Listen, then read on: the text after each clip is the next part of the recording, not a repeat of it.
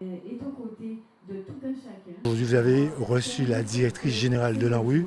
Quels ont été les temps forts? Les temps forts ont été les visites des quartiers de rénovation sur Pointe-à-Pitre et bien évidemment aussi sur les Abbés, mais notamment sur Vieux-Bourg.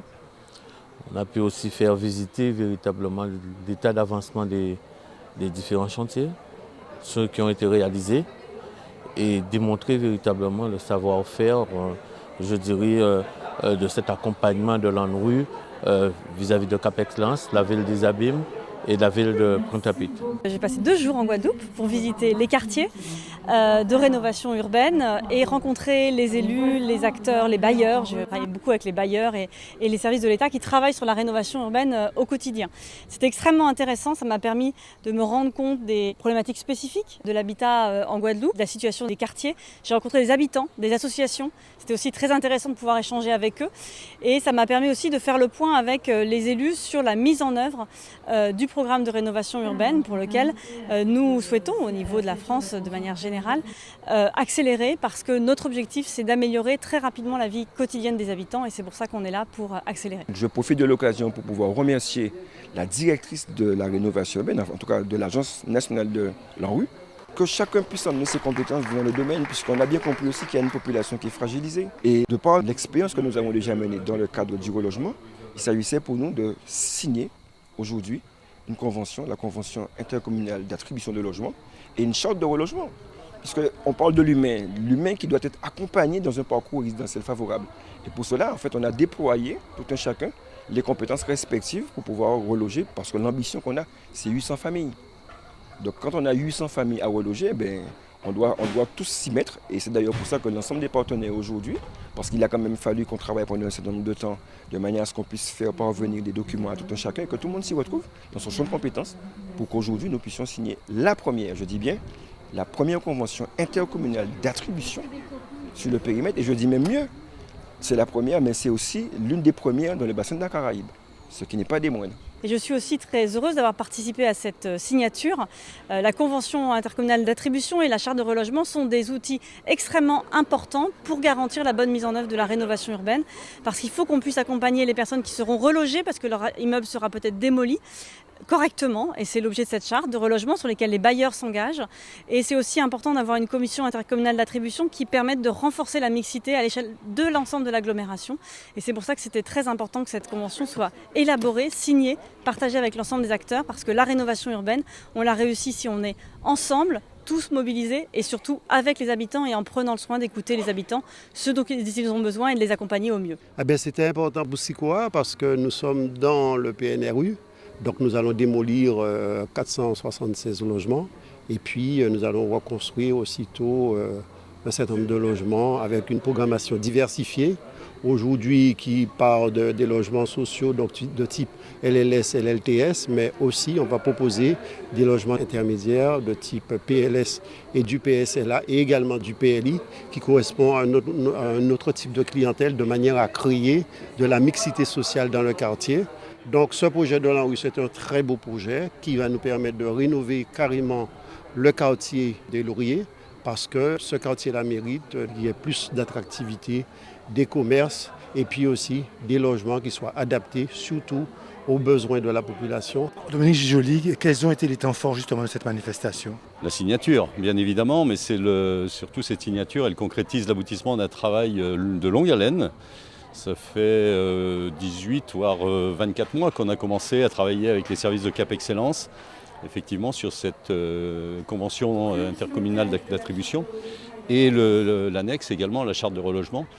C'est un travail qui a été mené avec brio par les équipes de Cap Excellence, je dois dire, de coordination et qui a associé tous les partenaires, les collectivités et surtout nous-mêmes les bailleurs. Donc là aujourd'hui effectivement c'est l'aboutissement de ce long parcours que l'on a mené ces 2 dernières années en gros. Jules Gauval, quelle différence qu'il y a entre SICOA et les autres bailleurs sociaux en Guadeloupe? Nous sommes tous des bailleurs. Bon, quelle différence? Il n'y a pas de différence. Nous sommes dans une synergie avec l'ARMOS qui fédère l'ensemble des bailleurs. Nous travaillons ensemble. Nous essayons d'échanger nos bonnes pratiques. dans le but de servir la population au mieux en tant que bailleur social. Et on mobilise à nouveau ce partenariat qui existe et qui est fort. Véronique Roule a parlé aujourd'hui au nom de tous les bailleurs et si on s'exprime d'une seule voix, ça montre aussi qu'on est tous ensemble et solidaires autour de cette convention de relogement. Nous gérons des logements sociaux, essentiellement d'ailleurs sur l'agglomération de Cap Excellence, mais notre particularité depuis maintenant 8 ans, c'est que nous construisons des logements pour les vendre. Donc nous déroulons des programmes en location-accession. Et on permet le parcours résidentiel de familles guadeloupéennes qui pour la plupart, je pense qu'on est autour de 90% de nos clients en accession qui sont locataires et dans une grosse majorité des cas locataires du parc social et on leur permet dans des conditions privilégiées en les accompagnant très fortement et dans la durée d'ailleurs puisqu'on a un accompagnement pendant 15 ans, on leur permet effectivement de devenir propriétaires. Je pense qu'il faut d'abord retenir une certaine solidarité des acteurs.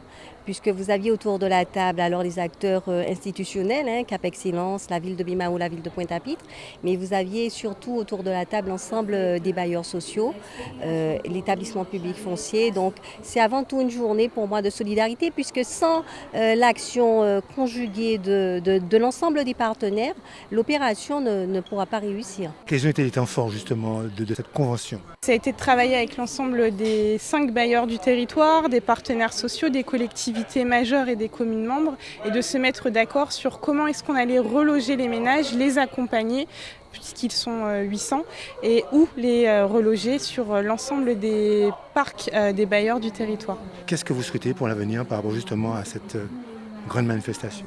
On espère qu'on va réussir à mettre en œuvre justement les objectifs et à travailler tous ensemble pour permettre un relogement qualitatif et faciliter l'insertion et le cadre de vie pour les ménages du territoire et particulièrement des sites d'intervention de NPNRU. Rappelez-nous les prérogatives de l'EPF. Alors nous sommes un opérateur foncier, un établissement public à caractère industriel et commercial. Et notre rôle essentiel est d'acquérir le foncier, de maîtriser le foncier pour la réalisation des opérations des personnes, de toute personne publique, collectivités, établissements publics, établissements de coopération intercommunale. Donc nous réalisons toutes les acquisitions foncières et nous portons le terrain pendant un certain nombre d'années, le temps que le projet se réalise. Ensuite nous faisons une rétrocession au même coût. Dans cette convention, il y a 2 points. Pouvez-vous nous en parler? Oui, il y a le point de l'insertion qui est un point majeur. Mais il y a aussi le point qui démontre véritablement l'accompagnement de l'État, des différents services et aussi de la région et du département. Mais néanmoins, on a pu démontrer que c'est la zone la plus importante du territoire, plus de 100 000 habitants et que un tel accompagnement méritait de façon à créer une nouvelle cité, une nouvelle vision de l'habitat et une nouvelle conception. Les tours ont été détruites. Aujourd'hui, plus que demain, c'est Cap Excellence, la ville des Abîmes, la ville de Pointe-à-Pitre qui est en rénovation et qui est accompagnée par le président de Cap Excellence et de la ville, M. Éric Jalton et M. Durimel de Pointe-à-Pitre.